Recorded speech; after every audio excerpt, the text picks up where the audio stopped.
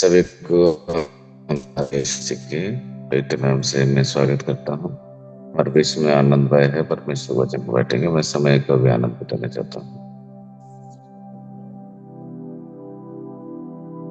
Thanks ना।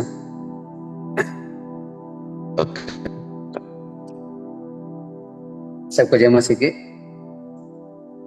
मैं ऐसा करता हूँ सभी लोग परमेश्वर की दया से सभी लोग अच्छे हैं। आइए इस सुंदर सुबह में परमेश्वर के वचन को ध्यान करेंगे। उससे पहले चलो से प्रार्थना करके हम आगे बढ़े। धन्यवाद करते हैं परमेश्वर प्रभु, इस सुंदर सुबह में आपको वचनों को ध्यान करने के लिए एक सुंदर मौका पिता आपने दिया, इसलिए हम धन्यवाद करते हैं राजा परमेश्वर। आज का दिन पिता आपका प्यारे वचनों को द्वारा पिता हमारे जीवन में जो सिखाना चाहते हैं पिता परमेश्वर, आज सिखाइए ताकि हमारे जीवन में उसको लागू कर सके परमेश्वर। हाँ प्रभु, जितना लोग जो मीटिंग में जुड़े हुए सभी लोग पिता आपको वचनों को समझने के लिए अच्छा ज्ञान दे ताकि पिता वो सिर्फ सुनने वाला नहीं बल्कि उसके साथ साथ चलने वाला भी बने परमेश्वर। आगे का आराधना पिता आपका आत्मा सत्य है, प्रार्थना विनती प्रवेश मसीह के नाम से मांगते हैं पिता, आमीन।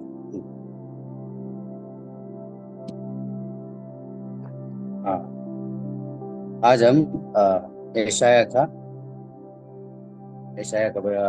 10 अध्याय का 1 से लेके 34 तक हम क्या करेंगे, आज ध्यान करेंगे। यशाया 10 अध्याय 1 से लेकर 34 तक।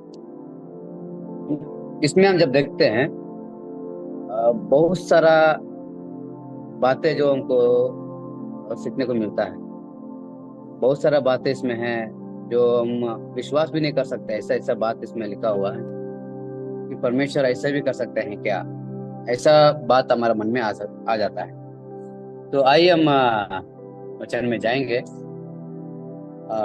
मैं पहले ही बोले हैं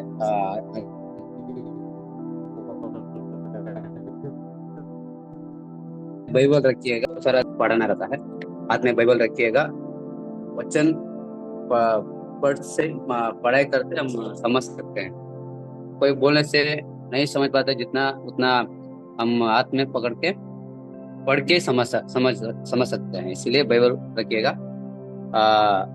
निकालेंगे हमारे साथ यशाया का पुस्तक 10 अध्याय 1 से लेकर 4 तक। कोई हमारा भाई बीच में पढ़ सकते हैं। हाय उन पर जो दुष्टता से न्याय करते और उन पर जो उत्पात करने की आज्ञा लिख देते हैं, कि वे कंगालों का न्याय बिगाड़े और मेरी प्रजा के दिन लोगों का हक मारे, कि वे विधवाओं को लूटे और अनाथों का माल अपना ले। तुम दंड के दिन और उस विपत्ति के दिन जो दूर से आएगी क्या करोगे? तुम सहायता के लिए किसके पास भाग कर जाओगे? तुम अपने वैभव को कहाँ रख छोड़ोगे? वे केवल बंदियों के पैरों के पास गिर पड़ेंगे और मरे हुओं के नीचे दबे पड़े रहेंगे। इतने पर भी उसका क्रोध शांत नहीं हुआ और उसका हाथ अब तक बढ़ा हुआ है। थैंक यू भैया। सच में देखिए, यहाँ पे 1 से लेके 4 तक जब हम देखते हैं तो वचन स्पष्ट हमको समझाते हैं कि विधवाओं और अनाथों के साथ हम कैसे व्यवहार करना है। स्पष्ट यहाँ पे दिखा दिया। तो यहाँ पे बताता है, हाय उन पर जो दुष्टता से न्याय करते हैं और उन पर जो उत्पात करने की आज्ञा लिख देते हैं। जो यहाँ पे लिखा है, जो न्याय करते हैं ना, न्यायों के लिए यहाँ पे वचन लिखा हुआ है। तो जब उस समय पे इसराइलियों के समय पे क्या है, बहुत क्या है, मतलब बहुत सारा गलत काम, पाप बढ़ता गया था उस समय। तो बहुत सारे जो न्यायी लोग है वो गलत गलत काम कर देते हैं। गरीबों का लूटना, अनाथों को परेशान करना, विधवाओं को ये करना। तो वैसा बात तो यहाँ पे चल रहा था उस समय पे। वो बता रहे हैं कि वे कंगालों का न्याय बिगाड़े और मेरी प्रजा के 3 लोगों का हक मारे, कि वे विधवाओं को लूटे और अनाथों का माल अपना ले। जो लोग ऐसा कर रहे हैं उनके लिए आए कि उनको क्या करना है, तुम क्या हो, दंड के दिन और उस विपत्ति के दिन जो दूर से आएगी क्या करोगे? तो परमेश्वर बोल रहे हैं कि उस समय मैं उल्टा करूंगा, मैं आपसे न्याय करूंगा, तब आप कहाँ जाओगे? जो आप अभी न्याय कर रहे हो ना विवाह के साथ, जो आप अनाथों के साथ काम व्यवहार कर रहे हो, तो एक दिन ऐसा आएगा, एक दिन ऐसा समय आएगा, मैं आपका न्याय लेना चाहता हूँ। मैं आपका न्याय जब लूंगा तो आप कहाँ जाओगे? जब आपका दंड का दिन आएगा तो आप कहाँ भाग के जाओगे? आज जो पूरा लूट के रखे हो, धन गिन सब गरीबों का छीन कर, वो सब कहाँ रखे हो बोल के वहां पे सवाल उठता है। सवाल करते हैं, कहाँ भाग कर जाओगे? तुम अपने वैभव को कहाँ रख के छोड़ोगे ना? तो जैसे वो देखेंगे तो क्या है, वे केवल बंदियों के पैरों के पास गिर पड़ेंगे और मरे हुओं के नीचे दबे पड़ेंगे रहेंगे। इतने पर भी उनका क्रोध नहीं शांत होता है, उनका हाथ और बढ़ते जा रहा है। मतलब जब 9 अध्याय अगर आप कल वचन आप सुने होंगे तो समझ में आया होगा। तो इसराइलों का क्या है, इसराइल के प्रति परमेश्वर क्या है, क्रोध भटका हुआ है। उस क्रोध को ही यहाँ पे क्या है 10 अध्याय में कंटिन्यू हो रहा है। परमेश्वर का जो क्रोध है 10 अध्याय में फिर कंटिन्यू हो रहा है। तो परमेश्वर का जो उन पर जो क्या बोलते हैं इसको, दंड देने का जो है अभी भी कम, मतलब शांत नहीं हुआ है, अभी भी वो बढ़ता गया है। तो इसमें जब हम देखते हैं ऐसा क्यों लिखा, न्यायों को विधवाओं को परमेश्वर ने इतना वो क्या ख्याल रखते हैं, है ना? हम सोचते हैं कि अरे वो अनाथ है ना, उनका कोई पूछताछ करने वाला कोई नहीं रहेगा, उनके साथ हम कुछ भी कर सकते हैं। विधवा है, उनको कोई नहीं रहेगा, हम कुछ भी कर सकते हैं, ऐसा हम लोग सोचते हैं। मतलब बहुत सारा जो है अभी का अगर आप देखेंगे, सरकार हो गया, राजनीति हो गया, या कहीं भी स्कूल में हो गया या अस्पताल में हो गया, कहीं भी अगर आप देखेंगे, हाँ, तो बड़े बड़े लोगों के बीच में भी आप देख सकते हैं, गरीबों को छूते नहीं है, गरीबों को तो अपनाते नहीं है। हाँ, गरीबों को जल्दी न्याय नहीं मिलता है। वो चिल्ला चिल्ला के बैठ सकते हैं उसको, लेकिन न्याय नहीं मिलता। जिसके पास धन है वो क्या है आगे बढ़ता जाएगा। वैसे ही अभी भी क्या है, यहाँ पे न्याय लोग ऐसे ही कर रहे हैं, गरीबों का जैसे न्याय दे नहीं दे रहे हैं, अनाथों का पूछताछ नहीं कर रहे हैं। हाँ, उन लोगों के लिए परमेश्वर ने बहुत बड़ा एक क्या है दंड हम लोग के लिए रखा है। अगर जो कोई उसका न्याय नहीं करता, उन लोगों के लिए बहुत बड़ा ये परमेश्वर ने न्याय चुकाएगा। हम पढ़ेंगे भजन संगीता उसका 82 82 अध्याय उसका 3 वचन, 82 अध्याय उसका 3 वचन हम पढ़ेंगे।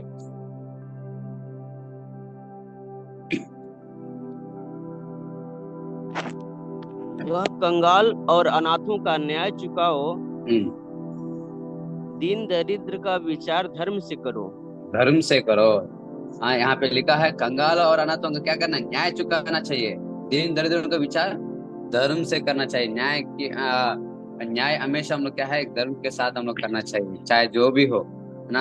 हम अनाथ है, वो विधवा है, उनका अलग नियम है, जिसका पैसा है धन है उसका अलग नियम है, ऐसा नहीं।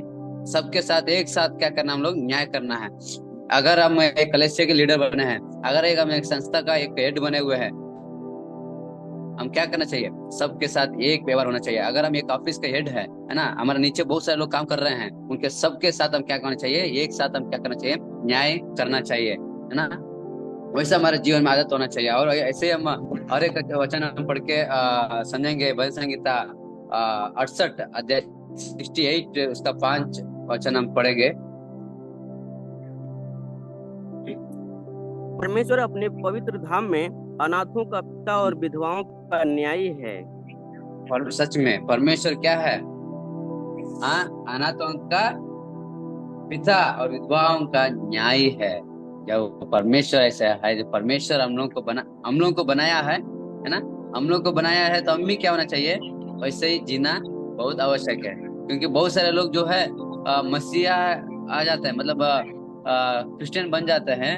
हम सब क्या बोलते हैं उसको, हाँ ठीक है, हम लोग बोलते हैं कि हम प्रार्थना करते हैं, उपवास रखते हैं, बाइबल वचन पढ़ते हैं, प्रचार करते हैं, प्रचार करते हैं, यहाँ तक हम दशमांश देते हैं परमेश्वर के, हर महीना में एकदम परफेक्ट हम क्या है जी रहे हैं। लेकिन हमारा जो न्याय, हमारा हम जो दूसरों के साथ व्यवहार कैसे रख रहे हैं वो इम्पोर्टेंट है कि नहीं, है ना? अगर ठीक है, नया नियम में जब हम आते हैं, मत्ती 23 का 23 में हम जब हम देखते हैं, मत्ती 23 का 23,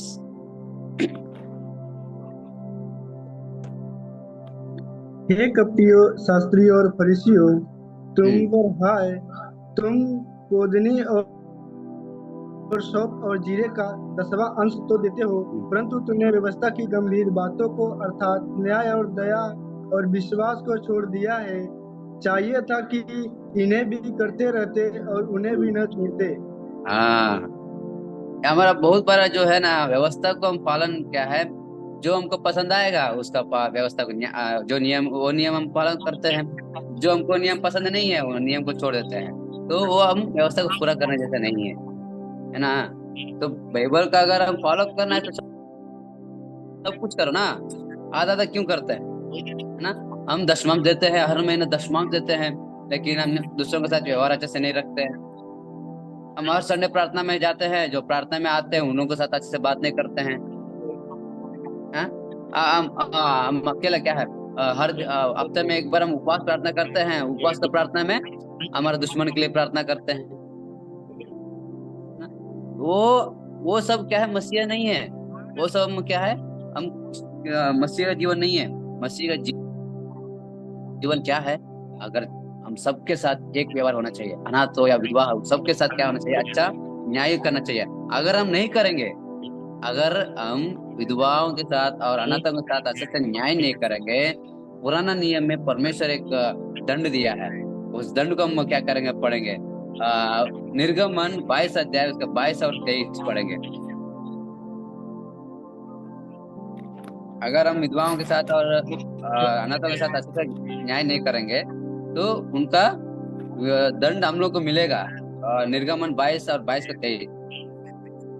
किसी विधवा या अनाथ बालक को दुख न देना। हाँ। यदि तुम ऐसे को किसी प्रकार का दुख दो और वे मेरी दुहाई दे, तो मैं निश्चय उनकी दुहाई सुनूंगा। तब कंटिन्यू करें।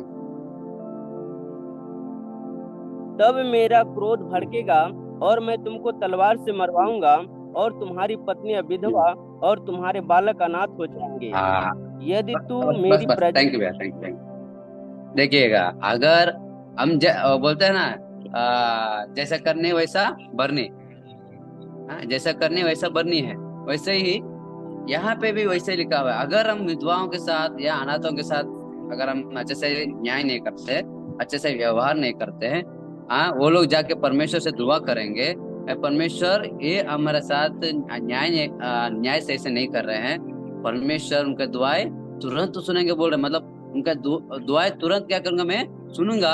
उस दुआ के चलते क्या करेंगे, तुम्हारे पत्नियां तुमको दंड दूंगा, तुम्हारी पत्नियां विधवा हो जाएंगे, तुम्हारे बच्चे अनाथ हो जाएंगे। मतलब क्या है, हमको ही मार देंगे, परमेश्वर हमको ही मार देंगे, तो हमारा फैमिली क्या है, रास्ते में आ जाएगा। इसीलिए हम सावधान होना चाहिए, हम कैसे न्याय कर रहे हैं, हम कैसे व्यवहार कर रहे हैं दूसरों के साथ ना। वो छोटा ये बड़ा वैसे, वो धन है वो अमीर है वो ये गरीब है, हम ऐसे जी रहे हैं क्या, हम सब एक साथ में है जी रहे हैं, वो हम लोग फर्कना है।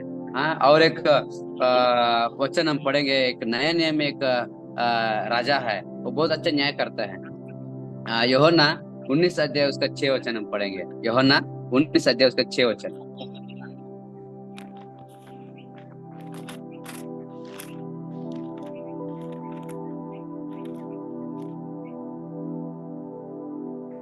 जब प्रधान याजकों और प्यादों ने उसे देखा तो चिल्लाकर कहा, उसे क्रूस पर चढ़ा, क्रूस पर।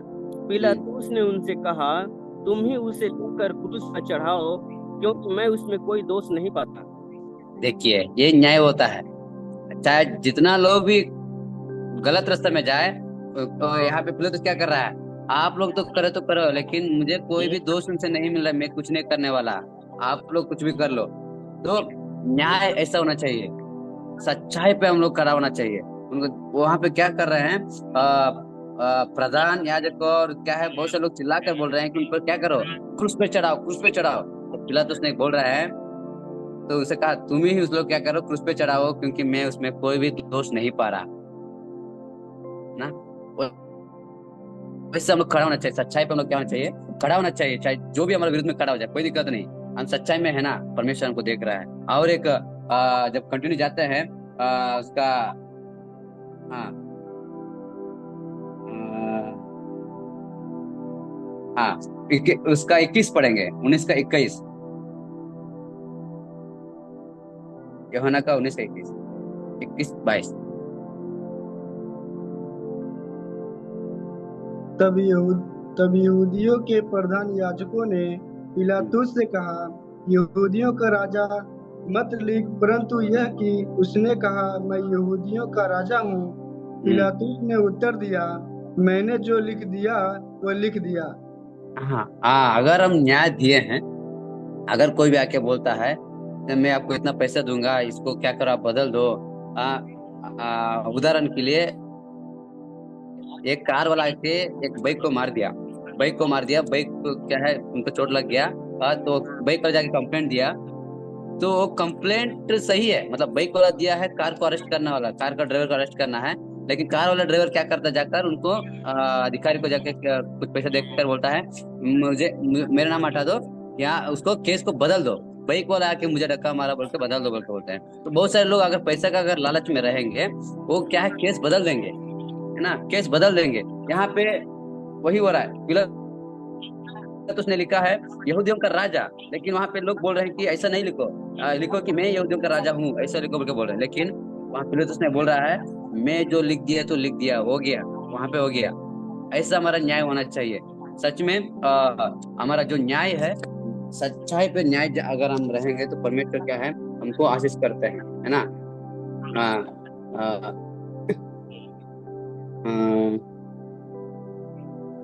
हाँ, तो वहां पे जब न्याय फिर ऐसा में जब मांगे 10 अध्याय में, तो वहां पे वही हो रहा है, अनाथों में और विधवाओं के साथ तो यही गलत काम हो रहा है। क्या बोलते उसको, छिनाचिरी हो रहा है, अनाथों के साथ अन्याय नहीं हो रहा है, विधवाओं के साथ अन्याय हो रहा है। तो परमेश्वर को दुआएं तो दे रहे हैं, लेकिन परमेश्वर सुन नहीं रहे हैं। उसका कारण क्या है, मीका में पढ़ेंगे। मीका 3 अध्याय उसके 1 से लेकर 4 तक हम पढ़ेंगे, थोड़ा जल्दी पढ़ेंगे। मीका 3 अध्याय उसके 1 से लेकर 4 तक।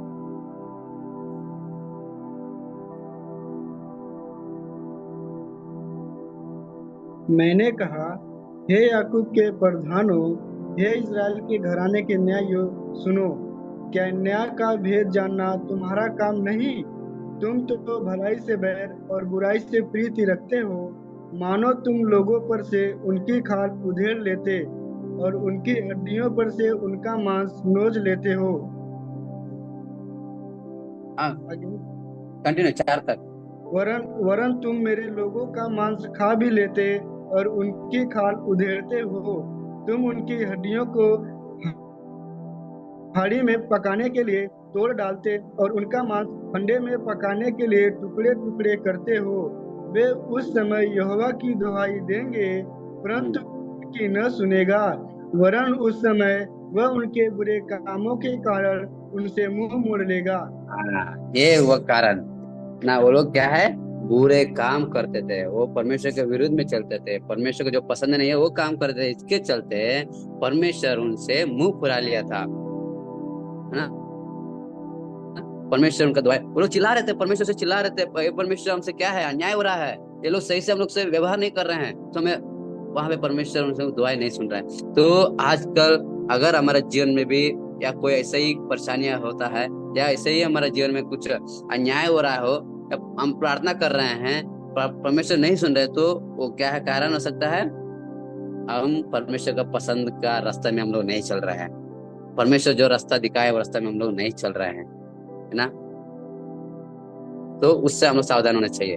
ये हो गया 1 से लेकर 4 तक का एक विधवाओं अनाथों का न्याय चुकाने का तरीका, आप समझ गए होंगे। और हम आगे जाएंगे, थोड़ा कंटिन्यू थोड़ा क्या बोलते हैं, आगे बढ़ जाएंगे।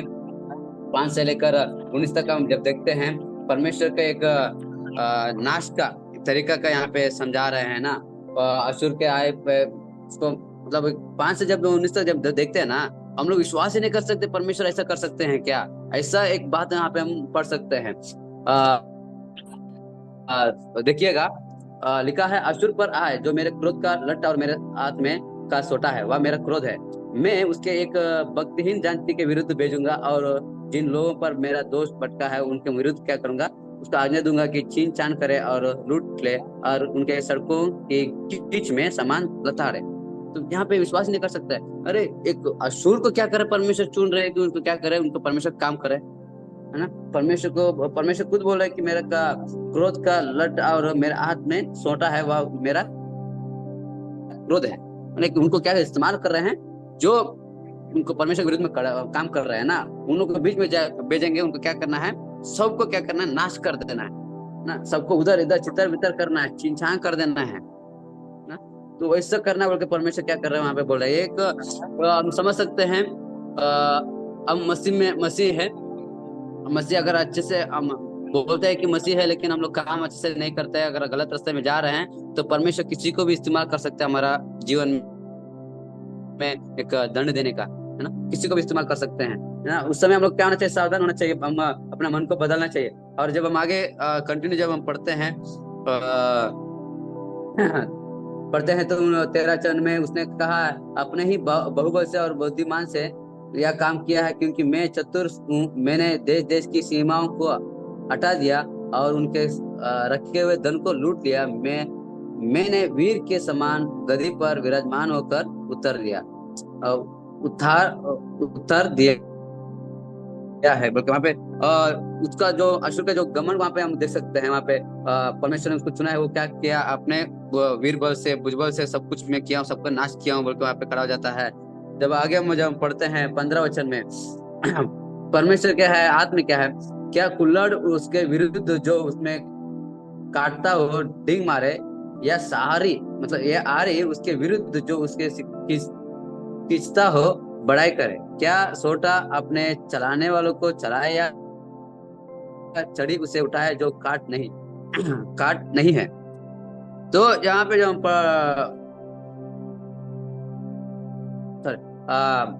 यहाँ पे जब हम पढ़ते हैं, सारे धन संपत्ति क्या चिड़िया के घोंसले के समान क्या है, हाथ में रख ले। जब हम 14 में पढ़ेंगे उसमें लिखा हुआ है, चिड़िया के घोंसले के समान मेरे हाथ में आइए, और जैसे कोई सोए हुए अंडे को बटोर ले, वैसे ही मैंने सारी पृथ्वी को बटोर लिया है, और कोई पंख पड़ने या चींचों खोलने या छींक करने वाला ना था। मतलब उनको ऐसा में बटोर लिया इस दुनिया को, वहां पे कोई हल्ला करने वाला, चींची को कुछ छू करने वाला भी कोई नहीं है, सब खत्म, सब ये कर दिया। तो लास्ट में इस क्या बोलते इसको, परमेश्वर ऐसा कर देंगे ना। लास्ट में जब हम पढ़ते हैं 19 वचन में, उस वन के वृक्ष तो इतने तोड़े रह जाएंगे कि लड़का भी क्या है उनको गिन के लिख सकता है। मतलब पूरा वन इतना बड़ा शहर को इतना सा नाश कर देगा, इतना छोटा कर देगा, छोटा बच्चा भी क्या है गिन के लिख देगा क्या क्या क्या नहीं बोल के। परमेश्वर का क्या है, क्रोध भटकाना, मतलब अपने ही लोगों पर क्या है, मुश्किल दंड देना, कष्ट देना बोल के यहाँ पे हम देख सकते हैं ना। परमेश्वर का विरुद्ध में अगर हम चलेंगे, हम लोग को दंड देने के लिए किसी को भी परमेश्वर इस्तेमाल कर सकते हैं बोल के यहाँ पे हम 5 से लेकर 19 तक हम देखे हैं, ठीक है। और हम आगे बढ़ेंगे, बचे हुए के इसराइल की वापसी जब हम पढ़ेंगे इसका 20 से लेकर 23 तक, इसका जब हम पढ़ते हैं तो हमको ये समझ में आता है, इसमें परमेश्वर सबको नाश कर देता है। उसमें से कुछ लोग जो है परमेश्वर के दुहाई देते हैं ना, परमेश्वर का दुहाई देते हैं। जब हम उसको जब हम आगे पढ़ेंगे तो उसको हमको समझ में आता है। तो हम इसको एक एक वचन पढ़ के हम समझेंगे। उस समय इसराइल के बचे हुए लोग और याकूब के घराने के भागे हुए अपने मारने वाले पर फिर कभी भरोसा न रखेंगे, परंतु यहोवा जो इसराइल का पवित्र है उसी पर वे सच्चाई से भरोसा रखेंगे ना। यहाँ पे जब हम पढ़े हैं तो हमको ये समझ में आता है, जब उनका दंड मिला है वो लोग समझ गए, हाँ ये क्या है, परमेश्वर का इसमें आया है। तो हम क्या है, अपना मन फिरा ले, मतलब अपना एक जीवन को बदल दिए। वहां पे बोल रहे हैं, अभी मैं किसी के ऊपर क्या है विश्वास नहीं रखूंगा, फिर कभी अपने मारने वालों पर किसी भी क्या करें भरोसा नहीं रखेंगे, परंतु क्या है, किसके ऊपर भरोसा रखना है, यहोवा जो इसराइल का पवित्र है उसी पर क्या कह रहे हैं, सच्चाई पर हम भरोसा रखेंगे। तो उनमें से कुछ लोग क्या है परमेश्वर उनको बचाते हैं, उन क्या है चलते हैं। वहां पे लिखा, आगे बढ़ेंगे जब लिखा है, स्लाइड आगे करेंगे, स्लाइड दूसरा करेंगे। लिखा है, क्योंकि ये इसराइल चाहे तेरे लोग समुद्र के बालू के किनकों के समान भी बहुत हो, तो भी निश्चय है कि उनमें से केवल बचे हुए लोग ही क्या है लौटेंगे। सत्यानाश तो पूरे न्याय के साथ ठान लिया है, मतलब सबको नाश करना तो परमेश्वर ठान लिया, लेकिन जो अपना गलती को सुधार लिया, वो जो लोग अपना जीवन को बदला, जो लोग अपना सच्चाई पर चल रहे हैं, उन्हीं लोग वापस आ सकते हैं ना। क्योंकि प्रभु यीशु का यहोवा ने सारे देश का सत्यानाश करने के लिए ठान लिया, मतलब परमेश्वर सोच लिया है सबको नाश करना है तो करना है। लेकिन उनमें से कुछ लोग जो है एक पवित्र जीवन जिया है, कुछ लोग जो है परमेश्वर के किराए पे चला है, उन लोग इससे क्या है वापसी आ सकते हैं। तो और ये हुआ 24 से लेकर 27 का जब देखते हैं ना, इसमें हमको असुर को लिया क्यों, असुर को लिया क्यों, जो परमेश्वर के विरुद्ध में चल रहे थे उन लोग क्या है परमेश्वर सम्मुख में लाने के लिए। लेकिन वो क्या करता है, अपने ही इसमें क्या है जीने शुरू कर देता है। इसीलिए इस्राएल लोगों को एक बात बोल रहे हैं, इसलिए प्रभु सेनाओं का यहोवा यूं कहता है, ये सिय्योन में रहने वाले मेरी प्रजा, असुर से मत डर, चाहे वे सोटे से तुझे मारे और मिस्र के समान तेरे ऊपर छड़ी उठाए। ये देखियो, मतलब परमेश्वर इतना दंड भी दे रहा है, मतलब वहां पे परेशानियां डाल रहा है, लेकिन वहां पे हिम्मत दे रहा है। अगर आप सच्चाई में हो, अगर आप सच्चाई में जी रहे हो, आप मत डरो, आप मत डरो।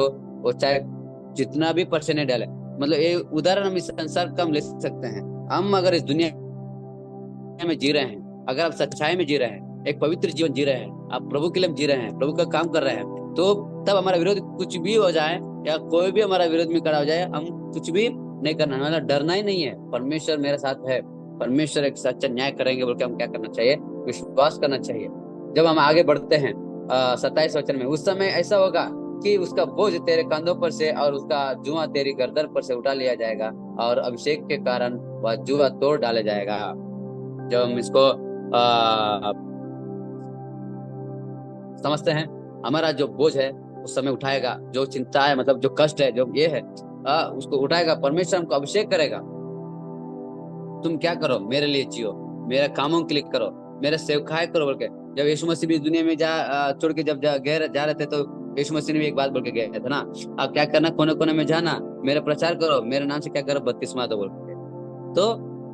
तो यहाँ पे भी क्या है, हम लोग को अभिषेक कर रहा है, अभिषेक कर रहे हैं परमेश्वर, और अभिषेक के कारण तो जुआ के तोड़ डाल जाएगा। मतलब हमारा जो बोझ, हमारा जो जो, जो बंधन में थे ना, उस बंधन को तोड़ देंगे, हम लोग आजादी करेंगे ताकि परमेश्वर काम कर सके ना। तो और जब ये आजादी का जब देखेंगे, तो एक नए नियम में भी 2 जगह पे लिखा हुआ समय नहीं है, लूका 4:18 वचन पढ़िएगा, वहां पे भी क्या है, परमेश्वर अभिषेक करता है कि परमेश्वर कामों को करने के लिए। पहले यूहन्ना 2:27 वचन में भी वहां पे लिखा हुआ है परमेश्वर कामों को करने के लिए। तो ये हम लोग को अभिषेक, हम लोग को उत्पत्ति, मतलब हम लोग को बनाया क्यों, परमेश्वर कामों को करने के लिए, हम ना परमेश्वर कामों को करने के लिए, परमेश्वर का इसमें रास्ते में चलने के लिए। तो 28 से लेकर 34 तक हम जब देखते हैं, तो उसमें असुर की सेना का आक्रमण, असुर का जो सेना है उसको में आक्रमण करने का एक क्या है देख सकते हैं। वहां पे भी हम क्या है, परमेश्वर का एक कामों को वहां पे हम देख सकते हैं। लिखा है वह आयत में आया और मिग्रोन में होकर आगे बढ़ा, और मिका में उसने अपना सामान रखा है। और लास्ट में हम जब देखते हैं, तो वो घने वन को लोहे से काट डालेगा, और लबनोन एक प्रतापी के हाथ से नष्ट किया जाएगा। तो यहाँ पे हम देखते हैं लास्ट में पूरा सत्यानाश करने का, मतलब जो पूरा वहां पे था उसको क्या करना है, नाश करने का। एक असुर का जो सेना क्या करता है, नाश करने का वो सोचता है। तो ये लास्ट में वो यही बोल रहे हैं कि जो लोग बचे हैं वो परमेश्वर का एक हाथ में सुरक्षित रख सकते हैं, सुरक्षित है वहां पे, वो बोल रहे हैं ना, जो बचे हुए हैं वो परमेश्वर का हाथ में सुरक्षित है। और लास्ट में वो क्या बोलते हैं, एक लोहे से क्या करेगा, सबको क्या करेगा, नाश करेगा, सबको क्या है, काट डालेगा उनका पे हम देख सकते हैं। तो हम इस दुनिया में हम कैसे जी रहे हैं ना, हम कैसे जी रहे हैं वो इम्पोर्टेंट है। आज इस 10 अध्याय में बहुत सारे विषय है, हम इसमें लिखा हुआ है, लेकिन समय कम रहने के कारण नहीं बता पाया। लेकिन दो तीन पॉइंट जो है हमारे जीवन में एक लागू करना बहुत आवश्यक है। पहला बात, हम लोग जो न्याय करते हैं वो सही ईमानदारी से करें। हम लोग जिस जगह पे भी हो, हमारे साथ में जो काम कर रहे हैं उनके साथ एक अच्छा व्यवहार करें। या हम एक अधिकारी है, एक अगर किसी को न्याय दिलाना हो एक सच्चाई से न्याय दे। या हम एक लीडर है, हमारे जो नीचे काम कर रहे हैं उनके साथ भी एक अच्छा व्यवहार करें। और एक अनाथ विधवाओं के साथ हम एक अच्छे से करना, न्याय चुकाना है। हम लोग इसीलिए तो इस दुनिया में है, गरीब लोगों के साथ हम प्यार करना है। जिसको प्यार नहीं मिला उसको प्यार करना है ना। जिसको प्यार मिल रहा है उसके साथ प्रेम करके क्या फायदा। जिसको प्रेम नहीं मिल रहा है उसके साथ हम क्या करना है, प्रेम करना है। जिसको न्याय नहीं मिल रहा है उसको न्याय दिलाना हमारा काम है। तो हम वैसे जिएंगे। और दूसरा बात, अगर हम परमेश्वर का मसीह बोलकर हम गलत रास्ते में जा रहे हैं, परमेश्वर किसी को भी इस्तेमाल कर सकता है हमारा जीवन को नाश करने के लिए। हम लोग सावधान।